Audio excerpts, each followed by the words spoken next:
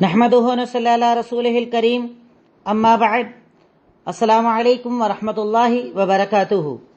الحمدللہ دعوت و تبلیغ یا دعوت دین کی جو ہماری یہ کلاسز چل رہی ہیں اس کی آج کلاس نمبر 5 ہے اور اس میں ہمارا ٹاپک چل رہا ہے داعی کے اوصاف یا داعی کی خاصیتیں پارٹ 2۔ کل میں نے نمبر 1 پارٹ آپ کے سامنے بیان کر دیا جس میں نے ذکر کیا کہ اگر کوئی انسان داعی ہے، دین کی دعوت کا کام کرتا ہے تو اس کے اندر کچھ صفات، کچھ خاصیتیں ہونا چاہیے جس سے وہ پہچانا جائے کہ وہ اللہ کے دین کا داعی ہے، اور ان خاصیتوں کی وجہ سے لوگ اس کی باتوں کو سنتے ہیں، قبول کرتے ہیں، جن کا ذکر میں نے آپ کے سامنے کل کیا۔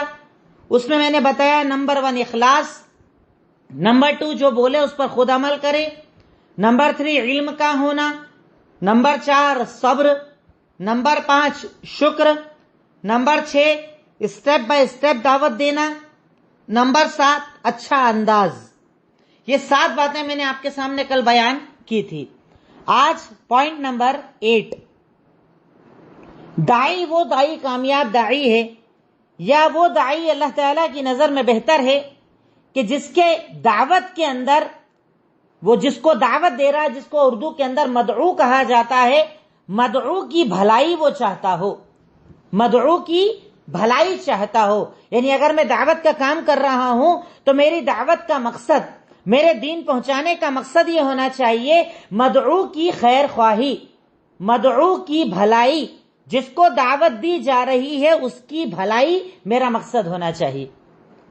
میرا مقصد، میری دعوت، میرا دین کا کام کرنا، میرا محنت کرنا، تو داعی وہ بہترین داعی ہوتا ہے کہ جس کا مقصد ہوتا ہے مدعو کی خیر خواہی یا بھلائی۔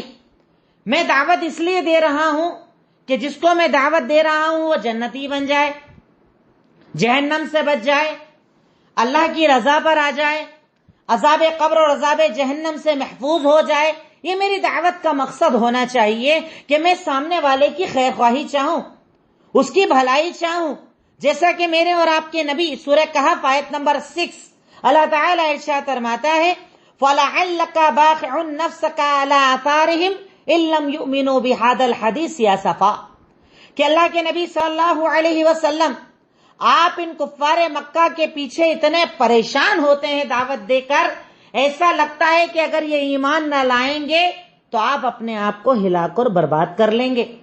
ان کی بھلائی کے لیے، ان کی جنت کے لیے، ان کو جہنم سے بچانے کے لیے، ان کو عذاب قبر سے بچانے کے لیے اللہ کے نبی رات دن لگے رہتے تھے، بار بار ان کو دعوت دینا، ان کے علاقوں میں جانا، ان کے محلوں کے اندر جانا، ان کے میلوں کے اندر جانا اور انہیں دین کی دعوت دینا، یہاں تک کہ اللہ تعالیٰ یہ کہہ دیتا ہے، اللہ تعالیٰ نے ارشاد فرما دیا کہ لگتا ہے کہ اگر وہ ایمان نہ لائیں گے تو غم کے مارے آپ اپنے آپ کو کہیں ہلاک نہ کر لیں۔ آپ اتنے پریشان ان لوگوں کے پیچھے رہتے ہیں، تو اگر آج آپ اور ہم داعی ہیں تو ہمارے اندر بھی مدعو کے لیے، جن کو ہم دعوت دے رہے ہیں ان کے لیے یہی جذبہ ہونا چاہیے۔ ہم اتنی تڑپ رکھیں ان کے لیے، ہم اتنا تڑپیں ان کے لیے جیسے میرے اور آپ کے نبی تڑپتے تھے کہ دن میں دعوت دیتے تھے اور رات میں رو رو کر اللہ سے دعائیں مانگتے تھے۔ ہم بھی دعا مانگے کہ اللہ رب العالمین میں نے فلاں کو دعوت دی، میں نے ابا کو دعوت دی، میں نے امی کو دعوت دی، میں نے اس کو دین کی طرف بلایا، اے اللہ رب العالمین تو سب کو ہدایت کا راستہ دکھا دے، اے اللہ تو نے توحید بتا دے، اے اللہ تو نے شرک و بدعت سے دور کر دے۔ یعنی میں مدعو کے لیے پریشان رہوں، دن بھر دعوت دوں اور رات میں اٹھ کر اللہ تعالیٰ سے دعائیں بھی مانگوں۔ آپ جانتے ہیں نا اللہ کے نبی صلی اللہ علیہ وسلم کے بارے میں نے آپ کو بتایا کہ انہوں نے دعاؤں کے اندر 2 عمر میں سے ایک عمر مانگا تھا، یا تو ایک عمر جس کو بعد میں ابو جہل کہا گیا وہ عمر، یا عمر ابن خطاب، اللہ دونوں میں سے کوئی ایک دے دے۔ اللہ نے عمر ابن خطاب دے دیا۔ یعنی اللہ کے نبی مدعو کے لیے دعائیں مانگا کرتے تھے، ان کی بھلائی چاہا کرتے تھے، ان کی بھلائی کے لیے کوششیں کیا کرتے تھے۔ ہم کتنی کوشش کرتے ہیں؟ ہم کتنی طلب رکھتے ہیں؟ ہم کتنی تڑپ رکھتے ہیں؟ ہماری دعوت کا مقصد کیا ہے؟ ہمیں اس مقصد کو ہمیشہ چیک کرتے رہنا چاہیے، تو دعوت کے اندر آدمی کے اثر بھی پیدا ہو جاتا ہے اور دعوت کو اللہ رب العالمین قبول بھی فرما لیتا ہے۔ پوائنٹ نمبر 9، ہمیشہ دعوت کے اندر نرم زبان کا استعمال کیا جائے، نرمی والی زبان استعمال کی جائے۔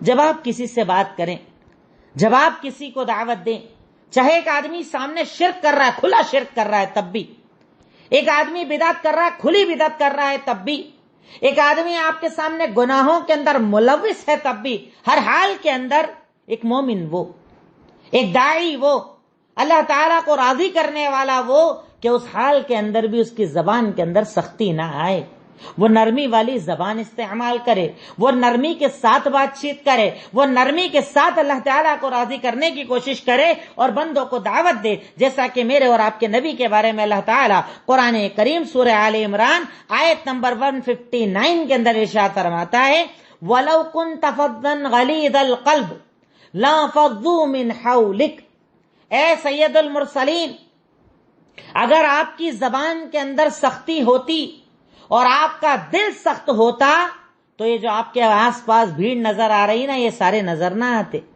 یہ صحابہ کرام کی محبت، یہ صحابہ کرام کا ایمان قبول کرنا، یہ صحابہ کرام کا ہدایت کے راستے پر آنا، یہ صحابہ کرام کا آپ کے لیے جان قربان کرنا، یہ آپ کی زبان کی نرمی کا نتیجہ ہے۔ اگر آپ سخت ہوتے تو یہ سارے بھاگ جاتے، کوئی آپ کے پاس نہ رکتا، کوئی آپ سے بات چیت نہ کرتا، کوئی کوشش نہ کرتا کہ آپ سے سیکھے، پر اللہ کے نبی آپ کی زبان نرم ہے، اس لیے یہ لوگ آپ سے سیکھتے ہیں، یہ لوگ آپ کے پاس آتے ہیں، یہ لوگ آپ کے ہاتھ پر ایمان قبول کرتے ہیں، کیونکہ ان کے اندر آپ صلی اللہ علیہ وسلم کا وہ جذبہ، آپ کی وہ نرمی موجود ہے اور وہ اسے سمجھتے ہیں۔ اگر ہم داعی ہیں، اپنی زبان کو نرم رکھیں، اپنے انداز کو نرم رکھیں، اپنی باتوں کو نرمی سے پیش کریں۔ ہم جانتے ہیں کہ آپ کے پاس سچائی ہے، سامنے والے کے پاس جھوٹ ہے، پر اس کا مطلب یہ نہیں کہ آپ کی زبان میں سختی آ جائے، کیونکہ میرے اور آپ کے نبی نے نبی ہونے کے بعد، سید المرسلین ہونے کے بعد بھی، انبیاء کے سردار ہونے کے بعد بھی، ہر مقام اور مرتبہ ہونے کے بعد بھی ہمیشہ نرمی کا استعمال کیا، کبھی آپ نے سختی کے ساتھ بات نہ کی۔ آپ نے تو دشمنوں سے بھی نرمی استعمال کی۔ کتنے واقعات آپ کی سیرت کے اندر میں کئی تو آپ کو بیان بھی کر چکا ہوں کہ سیرت بھری پڑی ہے۔ ایک مرتبہ ایک دیہاتی آیا، مسجد کے اندر پیشاب کرنے لگا، صحابہ کرام چلانے لگے، اللہ کے نبی نے کہا چھوڑ دو، مت کرو، مت چلاؤ۔ جب پیشاب کر لی، کہا ڈول بھر کے پانی ڈال دو، صاف کر دو اس جگہ کو۔ بلایا اپنے پاس اور کہا میرے بھائی، یہ اللہ کا گھر ہے، یہ مسجد ہے، یہ عبادت کے لیے، قرآن کی تلاوت کے لیے ہے، یہاں پر پیشاب نہیں کی جاتی۔ وہ کہتا ہے اللہ کی قسم میں نے محمد الرسول اللہ جیسا سکھانے والا نہیں دیکھا۔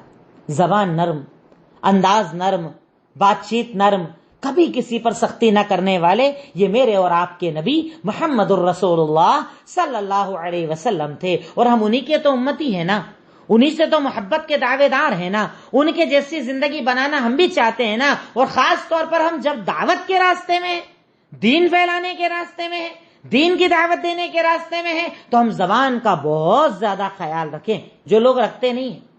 گھر میں ہدایت پر آئے، میں نے کل بھی کہا تھا، آپ ہدایت پر آ گئے فوراً فائرنگ شروع کر دیں گے، فتوے لگانا شروع کر دیں گے، اس کو جنتی اس کو جہنمی بنانا شروع کر دیں گے۔ ارے یہ اللہ کا اختیار ہے کہ جنت کس کی جہنم کس کی، آپ فتوے نہ لگائیے، آپ بس صحیح اور غلط بتائیے، اور آپ نرمی کے ساتھ بتائیے، نرم انداز کے ساتھ بتائیے، تو اللہ رب العالمین آپ کی باتوں کو انشاءاللہ قبول فرمائے گا اور آپ کی دعوت کو بھی انشاءاللہ قبول فرمائے گا۔ پوائنٹ نمبر 10، سچائی۔ ایک داعی کے لیے بھی ضروری ہے کہ وہ اپنی زبان سچ کے لیے استعمال کرے، جھوٹ بولنے سے بچے، عام حالتوں کے اندر، عام معاملات کے اندر، عام اپنے کاروبار وغیرہ کے اندر، ہر جگہ وہ جھوٹ سے پرہیز کرے، اپنے آپ کو سچا بنائے، اپنی تعلیمات کو سچا بنائے، کیونکہ جو انسان سچ بولتا ہے اس کی باتوں کو قبول کیا جاتا ہے۔ ورنہ آپ دیکھیے کئی لوگ ایسے ہیں دین کی اچھی اچھی باتیں بتاتے ہیں، پر اگر معاملات میں وہ جھوٹے ہوتے ہیں، لوگ بولتے ہیں ارے اس کا تو کردار تو خراب ہے، جھوٹ تو بولتا ہے، اس کی بات کون مانے گا؟ یعنی آپ کی اچھی باتوں کو بھی آپ کے جھوٹے ہونے کی وجہ سے ریجیکٹ کر دیا جاتا ہے۔ تو آپ کوشش کریں کہ ہمیشہ سچ بولیں، جھوٹ سے پرہیز کریں، جھوٹ سے وقتی فائدہ حاصل نہ کریں، ٹیمپریری فائدے کی طرف نہ جائیں، آپ جائیں اس اصلی مقصد کی طرف جس کے لیے اللہ رب العالمین نے آپ کو دنیا کے اندر بھیجا ہے، جس کے لیے اللہ رب العالمین نے آپ کی پیدائش کی ہے۔ اور میرے اور آپ کے نبی کا یہی تو کردار تھا کہ جس کا ذکر صحیح بخاری حدیث نمبر 4770 کے اندر موجود ہے کہ جب اللہ کے نبی کو اللہ رب العالمین نے کہا وَأَنذِرْ عَشِيرَتَكَ الْأَقْرَبِينَ، جائیے اپنے رشتہ داروں کو ڈرائیے، انہیں دین بتائیے. آپ صفا پہاڑی پر چڑھ گئے، سب کو بلایا، بلا کر کہا اے لوگو اگر میں تمہیں کچھ بتاؤں مانو گے میری بات؟ اس پہاڑ کے پیچھے ایک لشکر ہے جو تم پر حملہ کرنے والا ہے، اگر میں یہ بات بتاؤں کیا میری بات مانو گے؟ سب نے ایک ساتھ کہا ما جربنا علیک الکذب قط، ہم نے کبھی آپ کو جھوٹ بولتے نہیں سنا، ہم نے تجربہ ہی نہیں کیا آپ کے ساتھ، آپ جھوٹ بولتے ہی نہیں ہو. 40 سال آپ ہمارے درمیان رہے، 40 سال کی زندگی آپ نے ہمارے درمیان گزاری، آپ کا بچپن ہم نے دیکھا، آپ کی جوانی ہم دیکھ رہے ہیں، 40 سال کی پختگی کی عمر کو آپ آ گئے ہیں، پر ہم نے کبھی آپ کو جھوٹ بولتے نہیں سنا. آپ بولیے جو آپ کو بولنا ہے، ہم آپ کی باتوں کو تسلیم کریں گے. اور آپ کی تاریخ اٹھا کر دیکھ لیجئے، اللہ کے نبی کی پوری سیرت اٹھا کر دیکھ لیجئے کہ چاہے آپ کی دعوت کے خلاف لوگ کھڑے رہے، انہوں نے دعوت کو غلط بولا، پر کبھی بھی آپ کے کردار اور آپ کے کیریکٹر پر انگلی نہ اٹھا پائے، آپ کے کیریکٹر پر اعتراض نہ کر پائے، آپ کے کردار پر اعتراض نہ کر پائے. کیوں؟ کیونکہ آپ نے اپنے کردار کو انتہائی زیادہ سچا اور امانت دار بنایا تھا، اور یہی وجہ تھی کہ مکہ والے آپ کو صادق اور امین کے نام سے پکارا کرتے تھے کہ سچا آ گیا، امانت دار آ گیا. وہ آپ کو سچا اور امانت دار بول کر پکارا کرتے تھے کیونکہ اللہ کے نبی صلی اللہ علیہ وسلم نے اپنی زندگی کے اندر جھوٹ کا سہارا نہ لیا، سچائی پر جمے رہے، سچائی کو استعمال کیا، جھوٹ سے پرہیز کیا، اور اسی لیے اللہ رب العالمین نے آپ کو قبول کیا، آپ کی دعوت کو قبول کیا، اور اسی لیے صحابہ کرام نے آپ کی باتوں کو تسلیم کیا اور آپ کے ساتھ ہجرتیں کی، آپ کے ساتھ مدینہ آئے، مدینہ رہ کر آپ کے ساتھ غزوات کیے، کیونکہ انہیں آپ کی سچائی پر یقین تھا، آپ کی باتوں پر یقین تھا، آپ پر اعتماد تھا. آج وہی بھروسہ، وہی اعتماد اگر آپ پیدا کرنا چاہتے ہیں لوگوں کے دلوں کے اندر، تو آپ کو اپنے آپ کو سچا بنانا ہوگا. نیکسٹ پوائنٹ نمبر 11، اللہ پر مضبوط بھروسہ، یا اسے آپ توکل بھی لکھ سکتے ہیں. اللہ پر مضبوط بھروسہ، یا آپ اسے توکل بھی لکھ سکتے ہیں کہ ایک داعی کے اندر بنیادی صفت، بنیادی کوالٹی، ایک بہت اہم خاصیت یہ بھی ہونا چاہیے کہ وہ اللہ تعالیٰ کی ذات پر مکمل بھروسہ کرے، توکل کرے. جب دعوت کے راستے پر چلے تو اللہ تعالیٰ پر پورا پورا یقین اور بھروسہ رکھے کہ اگر میں دعوت کا کام کروں گا، اگر میں دین پھیلانے کا کام کروں گا، اگر میں دین کا داعی بنوں گا تو اس راستے میں تکلیفیں آئیں گی، پر دنیا ایک طرف ہو جائے، میرا رب بچانے پر آ جائے تو دنیا میرا کچھ نہیں بگاڑ پائے گی. اسے کہا جاتا ہے توکل، اسے کہا جاتا ہے بھروسہ. وہ بھروسہ جو اللہ رب العالمین نے اپنے نبی کے دل کے اندر پیدا کرتے ہوئے ارشاد فرمایا سورہ مائدہ آیت نمبر 67.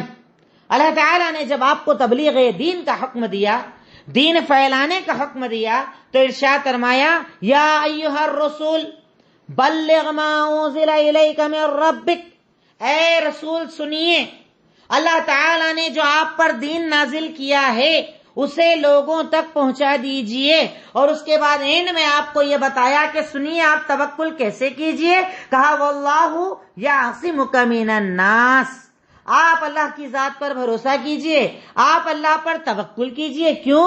کیونکہ اللہ آپ کی لوگوں سے حفاظت کرے گا، آپ کی ہر قدم پر حفاظت کرے گا، آپ کے خلاف سازش کرنے والوں کے خلاف اللہ رب العالمین آپ کی مدد کرے گا. آپ اس پر مضبوط بھروسہ رکھیے، کیونکہ جو بندہ مومن اللہ رب العالمین پر مضبوط بھروسہ رکھتا ہے، اللہ رب العالمین ہر پریشانی میں اس کی حفاظت کرتا ہے. اللہ کے نبی کی پوری زندگی اٹھا کر دیکھ لیجئے، دعوت کی زندگی اٹھا کر دیکھ لیجئے، کیا قدم قدم پر اللہ نے مدد نہ کی؟ سازشیں کرتے رہے لوگ، پر اللہ حفاظت کرتا رہا. جب آپ مکی دور کے اندر تھے، آپ کو مارنے کی سازش کر لی گئی، قبیلے کے سردار گھر کے باہر کھڑے کر دیے گئے، پر اللہ تعالیٰ کا وعدہ تھا کہ میں آپ کی حفاظت کروں گا. آپ توکل رکھیے، بھروسہ رکھیے. اللہ نے کہا ایسا کیجئے، ہاتھ میں ریت لیجئے یا مٹی لیجئے اور دعا پڑھتے ہوئے بیچ سے نکل جائیے، کوئی آپ کو دیکھ نہیں پائے گا. اللہ اکبر. اور کوئی آپ کو دیکھ نہ سکا. بدر میں اللہ نے حفاظت کی، احد میں اللہ نے حفاظت کی، خندق میں اللہ نے حفاظت کی، حدیبیہ میں اللہ نے حفاظت کی، فتح مکہ میں اللہ نے حفاظت کی، اور یہ بتایا کہ انجام ہمیشہ اچھوں کا ہوتا ہے، انجام ہمیشہ توحید پرستوں کا ہوتا ہے، انجام ہمیشہ اللہ کو ماننے والوں کا ہوتا ہے۔ اس لیے دعوت دین کے راستے پر رہنے والے کو اللہ کے سوا کبھی کسی سے نہیں ڈرنا چاہیے۔ آپ دین بتا رہے ہیں، آپ کو ایسا لگتا ہے دین بتانے سے میرا کاروبار خراب ہو جائے گا، مطلب آپ کا اللہ پر بھروسہ نہیں ہے۔ آپ دین بتا رہے ہیں، آپ کو لگتا ہے میری نوکری چلے جائے گی، مطلب آپ کا بھروسہ اللہ پر نہیں ہے، کیونکہ کاروبار کا دینے والا اللہ، زندگی موت کا دینے والا اللہ، عزت ذلت کا دینے والا اللہ، دنیا کی ہر طاقت ہر قدرت صرف اللہ کے ہاتھ میں ہے۔ آپ اپنے مشن پر لگے رہیے، حفاظت کرنے والا اللہ ہے، وہ حفاظت کرے گا۔ پلاننگ کرنے دو لوگوں کو، سوچنے دو لوگوں کو، پر ہوتا وہ ہے، اللہ تعالیٰ قرآن کے اندر کہتا ہے نا وَمَا تَشَاءُونَ إِلَّا أَن يَشَاءَ اللَّهُ رَبُّ الْعَالَمِينَ، تم کچھ نہیں چاہتے پر ہوتا وہ ہے جو اللہ چاہتا ہے۔ ارے اللہ کی قدرت سے کیا باہر ہے؟ یہ آسمان اللہ کی طاقت میں ہے، یہ زمین اللہ کی طاقت میں ہے، سورج اللہ نکالے تو نکلے ورنہ نکل نہیں سکتا، چاند کو اللہ ڈبا دے تو اگ نہیں سکتا، ان کی روشنی چھین لے تو یہ چمک نہ سکے، بارش، دنیا، زندگی، ہر چیز کا نظام جس اللہ کے ہاتھ میں ہے، ہمیں کتنا مضبوط اس پر بھروسہ رکھنا چاہیے۔ تو عام ایمان کی حالت میں تو بھروسہ رکھنا ہی ہے، پر جب آپ داعی ہیں تو آپ اور زیادہ بھروسہ رکھیں۔ آپ دشمنوں کو نہ دیکھیں، آپ سازشوں کو نہ دیکھیں، آپ اپنے خلاف فوج کو نہ دیکھیں، آپ یہ دیکھیں کہ اگر میں صحیح ہوں میرا رب میری حفاظت کرے گا، ہر چیز سے اللہ رب العالمین ضرور میری حفاظت کرے گا۔ وہ اللہ تعالیٰ جو نوح کو ڈوبنے سے بچا سکتا ہے، وہ اللہ جو ابراہیم کو جلنے سے بچا سکتا ہے، وہ اللہ جو حضرت یونس کو مچھلی کے پیٹ سے زندگی دے سکتا ہے، وہ اللہ جو اسماعیل کو ذبح ہونے سے بچا سکتا ہے، وہ اللہ جو محمد الرسول اللہ کو گھر کے باہر دشمن کھڑے بیچ سے نکال سکتا ہے، اس کے لیے کوئی چیز بڑی نہیں، سب چھوٹا ہے اس کے سامنے، کوئی طاقت کوئی قوت اس کے لیے بڑی نہیں ہے۔ ایک داعی کو اللہ رب العالمین کی ذات پر مضبوط بھروسہ اور توکل کرنا چاہیے۔ پوائنٹ نمبر 12، لوگوں کے لیے آسانی پیدا کرے۔ ایک داعی کون؟ جو لوگوں کے لیے آسانیاں پیدا کرے، یعنی جب کوئی مسئلہ پوچھا جائے، جب کوئی فتویٰ پوچھا جائے، جب کہیں حلال حرام کی بات آ جائے، جتنا ممکن ہو سکے آسان سے آسان طریقے سے دین کو پہنچایا جائے، جس کی دلیل صحیح بخاری حدیث نمبر 3038۔ اللہ کے نبی نے جب معاذ ابن جبل کو یمن کا گورنر بنا کر بھیجا اور ان کے ساتھ ایک ساتھی کو بھیجا تو ارشاد فرمایا تھا یسر ولا تعسر، لوگوں کے لیے آسانیاں کرنا، لوگوں کے لیے سختی مت کرنا۔ ہمارے یہاں کئی داعی جو جاہل داعی ہوتے ہیں، دین کو نہیں جانتے، وہ سب سے زیادہ کباڑہ اسی مسئلے پہ کرتے ہیں۔ کسی نے پوچھا فتویٰ، آدھا علم حاصل کیا ہے، دھڑا دھڑ بتانا شروع کر دیا۔ ایک آدمی پوچھ رہا بھائی میرے پیروں میں بڑا درد ہے، کرسی پر بیٹھ کے نماز پڑھ سکتا ہوں؟ آدھا دین پڑھا، بول دیا حرام، کرسی پر نہیں بیٹھ سکتے۔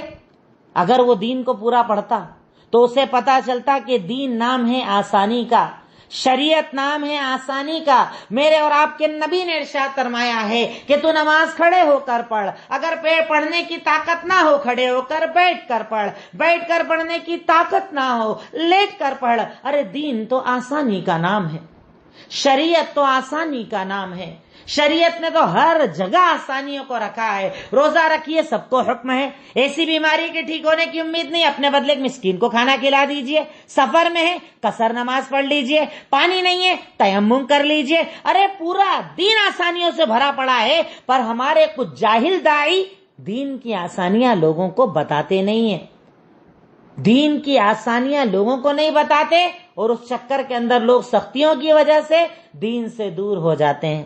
جیسے مثال، ایک آدمی ابھی نیا نیا دین کے اندر آیا ہے، اب تک بددین تھا، اب ذرا دین کی طلب لے کر آیا ہے۔ اب وہ آپ کے پاس آیا، صاحب نماز پڑھنا ہے، ذرا عشاء کے بارے میں بتائیے کتنی پڑھوں؟ اب آپ ڈائریکٹ اگر اس سے بول دیں گے پڑھو 17 رکعات ضروری ہے، کیا ہوگا؟ وہ ڈر جائے گا، گھبرا جائے گا۔ دین آسانی کا نام ہے۔ آپ اسے یہ کہیے کہ بھائی آپ نے ابھی ابھی شروع کیجئے، نماز پڑھنا شروع کی ہے، سب سے پہلے آپ 4 فرض پڑھیے، اس کی عادت ہو جائے اب ساتھ میں پہلے اور بعد یہ سنتیں پڑھ لیجئے، اس کی عادت ہو جائے اب نفل پڑھ لیجئے، اس کی عادت ہو جائے اس کے بعد یہ سارے اعمال وتر وغیرہ کمپلیٹ، اب یہ 17 رکعت اسے بتائیے۔ پر آپ پہلے آیا اسٹارٹنگ میں سختی بتا دو گے تو وہ دین سے دور ہو جائے گا، دین سے بھاگ جائے گا۔ ایک داعی کی ذمہ داری ہوتی ہے کہ وہ آسانیوں کو بھی جانے اور دین کی سختیوں کو بھی جانے، لوگوں کو دیکھ کر دعوت دے، لوگوں کے معیار کو دیکھ کر دعوت دے، کون کیسا ہے اس کے اعتبار سے اسے دعوت دی جائے، اسی کا نام آسانی ہے۔ اب آسانی کے اندر یہ ایک ورڈ اور نیچے ایڈ کر لیجئے چاہے کہ لوگوں کو دیکھ کر دعوت دے، یہ بھی دعوت کی خاصیت کہ لوگوں کے معیار کو دیکھ کر دعوت دے، ایسا نہیں کہ ہر ایک کو ایک جیسی دعوت۔ اب ایک بادشاہ کو آپ جو دعوت دیں گے کیا وہ ایک غلام کو دعوت دیں گے؟ ایک پیسے والے کو جو دعوت دینے کا انداز ہوگا کیا وہ غریب کو دینے کا انداز ہوگا؟ ہر آدمی کا اپنا لیول ہے، کوئی آسان زبان سمجھتا ہے، کوئی ہارڈ زبان سمجھتا ہے، کسی کو اردو میں سمجھ میں زیادہ آتا ہے، کسی کو انگلش میں سمجھ میں زیادہ آتا ہے۔ آسانی کرو، سامنے والے کو دیکھو اور اس کے معیار کے اعتبار سے دعوت دو تو اللہ رب العالمین آپ کی دعوت کے اندر انشاءاللہ اثر پیدا کر دے گا، آپ کی باتوں کے اندر اثر پیدا کر دے گا۔ اسی لیے آپ دیکھیے کہ وہ دعات یا وہ علماء جو آسان زبان استعمال کرتے ہیں لوگ ان کی باتوں کو ایزیلی کیچ کر لیتے ہیں۔ اب ایک آدمی سختی بالکل یعنی ہائی لیول کی اردو استعمال کرے، ہائی لیول کے الفاظ استعمال کرے، اب جن کو بول رہا ہوں ان کو سمجھ میں نہیں آئے تو میری دعوت کا فائدہ کیا، میرے دین کا فائدہ کیا، میرے بتانے کا فائدہ کیا؟ تو آسانی پیدا کرو، مطلب لوگوں کے معیار کو دیکھو اور ان کے معیار کے اعتبار سے دعوت دو، آسانی کے ساتھ دعوت دو، ایسی دعوت دو جس پر سامنے والا عمل کرنا چاہے، اس کا دل ہو کہ میں اس اسلام کے قریب آ جاؤں۔ یہ بہت زیادہ ضروری ہے۔ پوائنٹ نمبر 13، مصلحتوں کو سمجھے، مصلحتوں کو سمجھے، یہ بھی بہت زیادہ ضروری ہوتا ہے ایک داعی کے اوپر، مصلحت کو سمجھے۔ دور اندیشی بھی جس کو ہمارے یہاں کہا جاتا ہے کہ ویژن ذرا دور کا رکھے، دور تک کا دیکھے، سوچے، سمجھے، پھر فیصلہ کرے کہ بات اب کیسے کرنا اور کس لیول پر کرنا، بہت زیادہ ضروری ہے یہ۔ جس کی ایک مثال آپ صرف لکھ لیں، صلح حدیبیہ، جو میں آپ کو سیرت کے اندر تفصیل کے ساتھ بتا چکا ہوں۔ صلح حدیبیہ، اللہ کے نبی عمرہ کرنے کے لیے مکہ سے نکلے، مکہ والوں نے آنے سے روک دیا، صاحب آنے نہیں دیں گے، پہلے کچھ شرطیں طے ہوگی اس کے بعد آنے دیں گے۔ اللہ کے نبی نے شرطیں طے کی، بولے اس سال نہیں کرنے دیں گے عمرہ، کہا ٹھیک ہے، اگلے سال 3 دن رکنے کی اجازت ہے، کہا ٹھیک ہے، 10 سال کے لیے جنگ بندی، کہا ٹھیک ہے۔ اب اللہ کے نبی جو مصلحت، جو ویژن دیکھ رہے تھے وہ عام لوگ نہیں سمجھ پا رہے تھے۔ عمر ابن خطاب کو غصہ آ گیا، تلوار لے کر آ گئے، اے اللہ کے نبی یہ کیا مسئلہ ہے؟ آپ سچے نبی ہو کے نہیں کہا، اللہ سچا ہے کہ نہیں کہا، دین سچا ہے کہ نہیں کہا، پھر یہ کمزوری کیوں، پھر یہ بزدلی کیوں، پھر یہ بزدلی والی بات کیوں؟ کہا جو میں جانتا ہوں تم نہیں جانتے۔ آپ مصلحتوں کو دیکھتے تھے، لمبے فائدے کو دیکھتے تھے اور فائدہ ہوا۔ اس وقت آپ نے ذرا سی ٹھنڈک رکھ لی، اب اس کے بعد دیکھیے کتنے لوگ اسلام کے اندر آئے۔ صلح حدیبیہ میں ذرا سی تعداد، فتح مکہ میں ہزاروں کی تعداد۔ کیوں؟ کیونکہ آپ نے مصلحتوں کو سمجھا تھا، آپ نے حلال حرام کو سمجھا تھا، اور اسی لیے اس معاملے کے اندر اگر آپ داعی ہیں تو علماء کو دیکھیں۔ ہمارے ہاں تو ہوتا ہے صاحب علماء کو تو بزدل بول دو، یہ لوگ تو بہت ڈرتے ہیں، فتویٰ ان سے دیا جاتا نہیں ہے، ان کو سمجھ میں آتا نہیں ہے۔ پر بھائی شاید آپ سے تھوڑا زیادہ وہ عالم دین کو سمجھتا ہے، پر وہ مصلحتوں کو دیکھتا ہے، وہ اچھے برے کو دیکھتا ہے، کوئی بھی عمل کرنے کے پہلے اس کے انجام کو دیکھتا ہے، اس کے بعد فیصلہ کرتا ہے، کیونکہ شریعت مطہرہ نے مصلحتوں کو سمجھنے کا حکم دیا ہے۔ صرف صلح حدیبیہ کی ایک مثال اگر آپ اپنے سامنے رکھ لیں تو دعوت کے اندر مصلحت کا فائدہ آپ کو سمجھ میں آ جائے گا۔ نیکسٹ پوائنٹ نمبر 14، اچھا نظر آئے، یعنی اس کا پریزنٹیشن، اس کا حلیہ، اس کا رکھ رکھاؤ اچھا ہونا چاہیے۔ اب اس کا کیا تعلق ہے؟ ایک داعی جس سے آپ دین سیکھتے ہیں، ایک عالم جس سے آپ دین سیکھتے ہیں، بتائیے ایک عالم صاحب آپ کے سامنے آئے پان کھا کر، کپڑے پر پان کے داغ لگے ہوئے ہیں، جیب پہ ہاتھ ڈالنے کی وجہ سے پورا جیب کالا ہو رہا ہے اور عجیب سی ایک اسمیل اس کے پاس آ رہی ہے، اب وہ آئے آپ کو دین بتانے، آپ اس کے پاس بیٹھ پاؤ گے؟ نہیں بیٹھ پاؤ گے۔ میں نے مثال دی ہے، یہ نہیں کہہ رہا ہوں سارے عالم ایسے ہوتے ہیں، ایک مثال دے رہا ہوں، کوئی بھی ہو سکتا ہے اس جگہ پر اس کے مقابلے میں ایک نفیس انسان، کپڑے صاف ستھرے، دکھنے میں صاف ستھرا، اچھے انداز والا آپ کے سامنے آئے، دونوں میں سے آپ زیادہ کسے قبول کریں گے؟ اس کو جو صاف ستھرا ہو، دکھنے میں اچھا نظر آئے. اور اللہ کے نبی صلی اللہ علیہ وسلم نے اسی چیز کا حکم دیتے ہوئے صحیح مسلم حدیث نمبر 91 کے اندر ارشاد فرمایا، آپ نے کہا کہ اللہ تعالیٰ تکبر کو پسند نہیں کرتا. صحابی ڈر گئے، کہا اللہ کے نبی سنیے، ہم میں سے اگر کوئی یہ بات پسند کرتا ہے، کپڑے اچھے پہنے، جوتے اچھے پہنے، اچھا نظر آئے، یہ بھی تکبر ہے کیا؟ تکبر ہے کیا؟ چھوڑ دیں ہم یہ والا بھی عمل. کہا نہیں، ان اللہ جمیل یحب الجمال.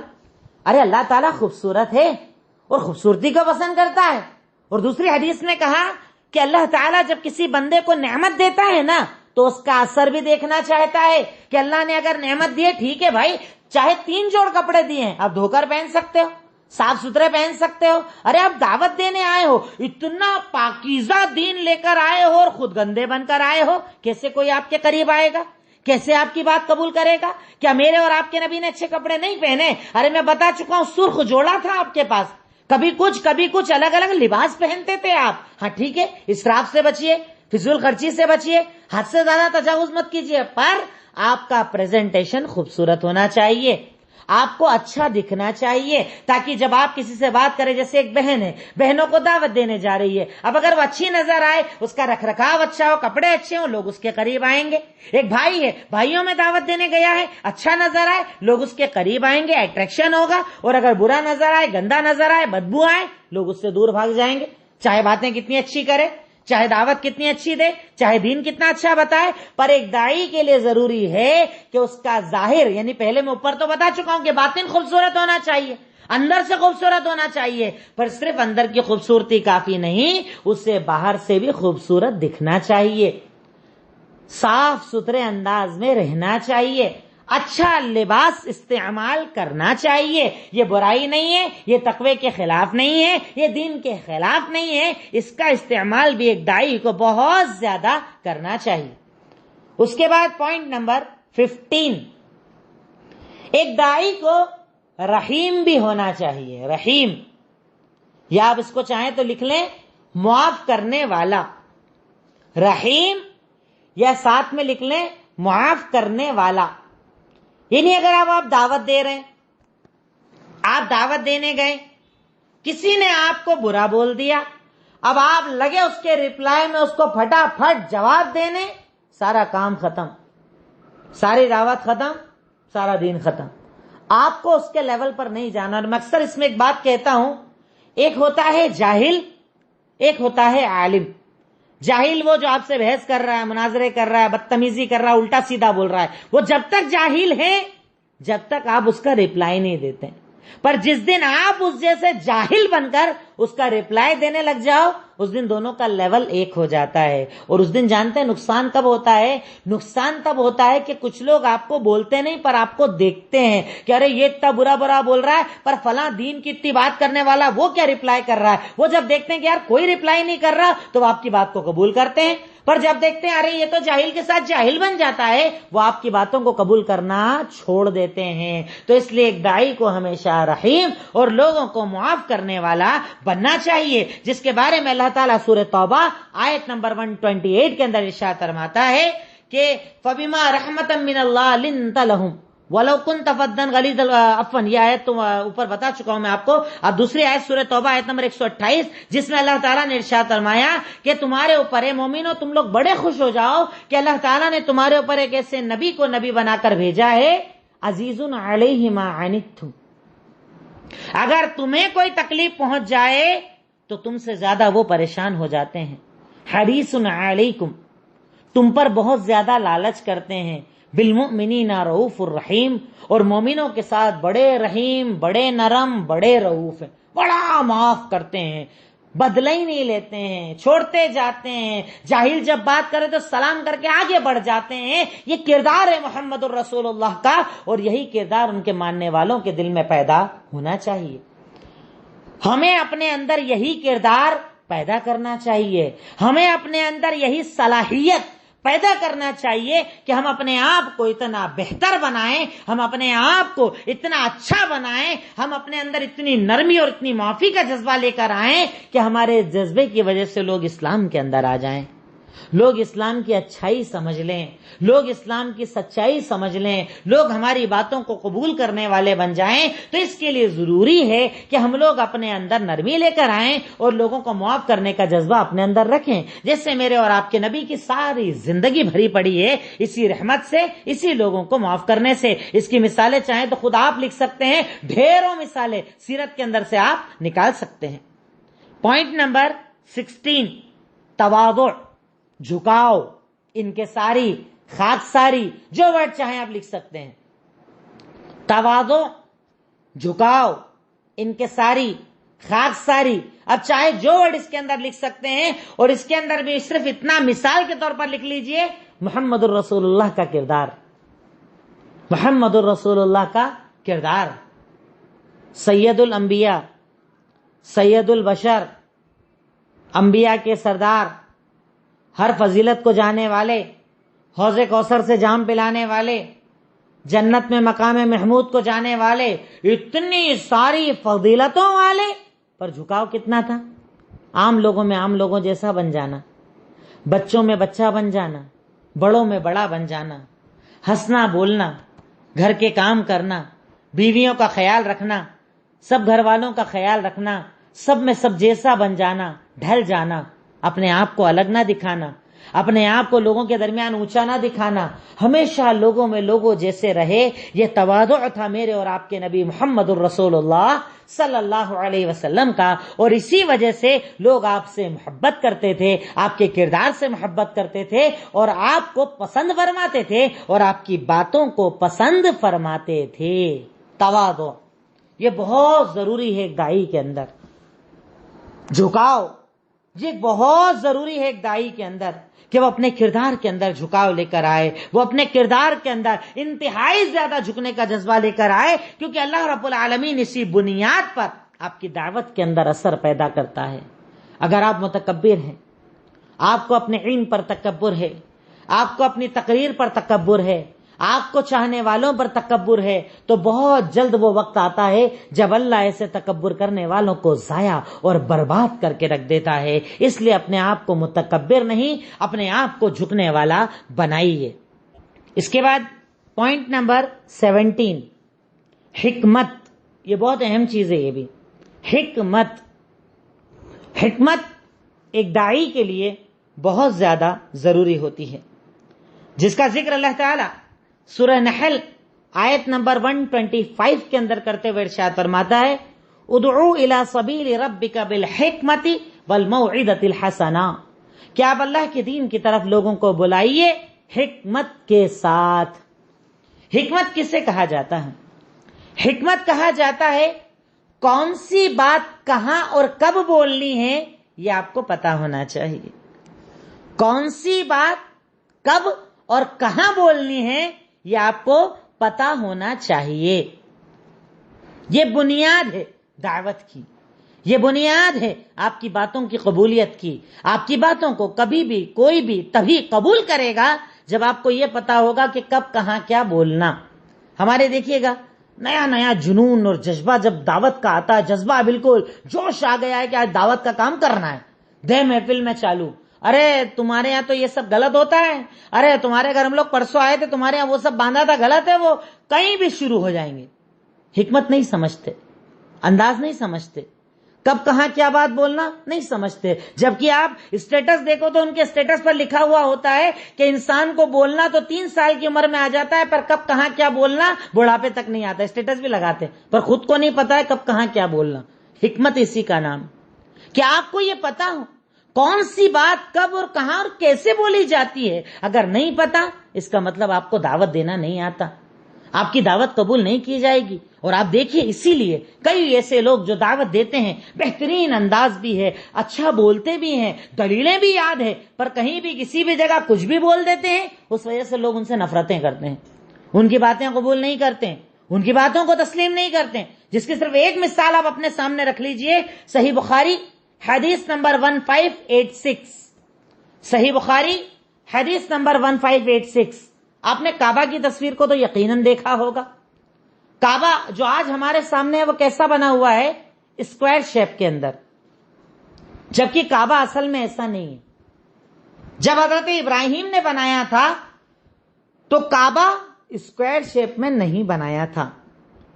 ایک طرف سے لائن سیدھی اور جو اس کا اپوزٹ ڈائریکشن ہے وہاں پر گول، جسے اب حتیم کہا جاتا ہے. آپ کعبہ کی تصویر کو جب غور سے دیکھیں گے تو اس کے اندر آپ غور کیجئے گا کہ ایک طرف سے لائن سیدھی اور ایک طرف جانے کے بعد ایک گولا ہے جو کعبہ سے چپکا ہوا ہے، وہ اصل میں کعبہ کے اندر کا حصہ ہے. اسے حتیم کہا جاتا ہے جو کعبہ کا حصہ ہے. پر کعبہ کیا ہوا؟ اللہ کے نبی کے دور کے اندر بارش ہوئی، کعبہ کی دیواریں گر گئی. اب کہا گیا صاحب کعبہ کو دوبارہ بنانا ہے، تو کہا گیا حلال مال لے کر آؤ. سب اپنا حلال مال لے کر آئے. جب بنانا شروع کیا تو دیواریں جب سیدھی چلتی چلتی اس جگہ پر پہنچی جہاں پر آج کعبہ بنا ہوا ہے، پیسہ ختم ہو گیا. تو آگے کے گول حصے کو باہر چھوڑ دیا گیا اور دیوار کو وہیں سے جوائنٹ کر دیا گیا. اسی لیے وہ کعبہ اسکوائر شیپ میں بن گیا، جبکہ اس کو ہونا ہی چاہیے ایک طرف لائن سیدھی اور اگلی طرف جا کر وہ گولائی میں ہونا چاہیے تھا جو آج حتیم ہے. پر اصل کیا تھا؟ کعبہ ویسا تھا لیکن بعد میں ویسا بن گیا. اب جانتے ہیں حکمت کسے کہا جاتا ہے؟ اللہ کے نبی نے صحیح بخاری کی اس روایت کے اندر حضرت عائشہ صدیقہ رضی اللہ تعالی عنہا سے کہا، اے عائشہ سنو، اگر یہ تمہاری قوم نئی نئی مسلمان نہ ہوئی ہوتی نا تو میں کعبہ کو گراتا اور گرانے کے بعد اس کو ویسا بناتا جیسا حضرت ابراہیم نے بنایا تھا. پر میں یہ عمل اس لیے نہیں کرتا کیونکہ اگر میں ایسا کروں گا تو یہ لوگ فتنے کے اندر آ جائیں گے کہ کیسے نبی یہ کعبہ توڑ دیا، یہ کیسے نبی یہ کعبہ گرا دیا، تو یہ لوگ فتنے میں آ جائیں گے، اس لیے میں یہ عمل نہیں کر رہا ہوں. کیا سمجھے باپ؟ حکمت پوری سمجھ میں آ جائے گی اگر یہ حدیث آپ کو سمجھ میں آ گئی کہ اللہ کے نبی صلی اللہ علیہ وسلم نے ایک ایسا عمل جو آپ کر سکتے تھے اس کو بھی اس لیے چھوڑ دیا کہ کہیں لوگ فتنے کے اندر نہ آ جائیں. تو ایک داعی کو بہت زیادہ ضروری ہے یہ سمجھنا کہ کون سا عمل کب کیا جائے، کون سی بات کب کی جائے، کون سی چیز کب کس طریقے سے پیش کی جائے. اگر آپ کو یہ پتا ہے تو آپ ایک اچھے داعی ہیں، اور اگر آپ کو یہ نہیں پتا ہے تو آپ حقیقی معنوں کے اندر داعی نہیں ہیں، دین کے داعی نہیں ہیں. ایک داعی کو پتا ہونا چاہیے کہ کون سی بات بول رہا ہے، کب بول رہا ہے، کس کے سامنے بول رہا ہے، کس انداز میں بول رہا ہے. یہ ساری چیزیں سمجھنے کا نام ہے حکمت، جو ایک داعی کے اوپر لازم ہے کہ اسے اس بات کو سمجھنا چاہیے. اگر وہ اس بات کو نہ سمجھے تو اس کی دعوت ادھوری ہے، اس کا انداز ادھورا ہے، اس کی باتیں ادھوری ہیں، اور ایسے ادھورے علم کو اللہ رب العالمین پسند